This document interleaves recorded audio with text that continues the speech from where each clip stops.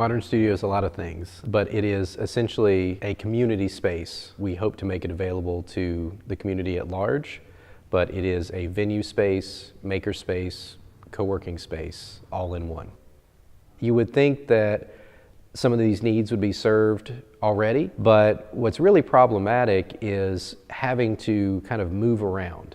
And when a resource as a physical location becomes available, one of the things that we found is very important is consistency. And so that's what we heard a lot, was that people wanted a consistent space that they knew they could rely on. And that was a big factor in the theater aspect, is that, you know, they typically are having to fit into whatever space they can find. And we said, well, what if we had a flexible space that allowed you to do what you need to do and do it consistently, so you're not having to constantly move around.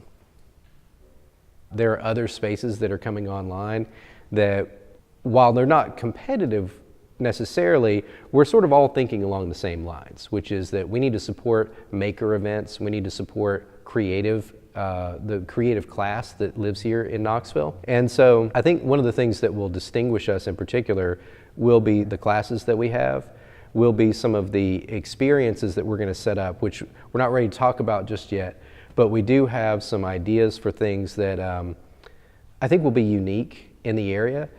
The other thing too is that we have an integration capability here that is not really common.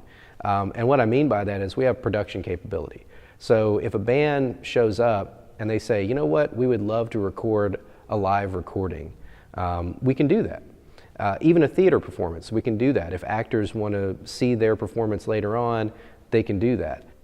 Our focus and our business model is to be using the space about 80% of the time. We really would like to see, like, every night there's something going on here.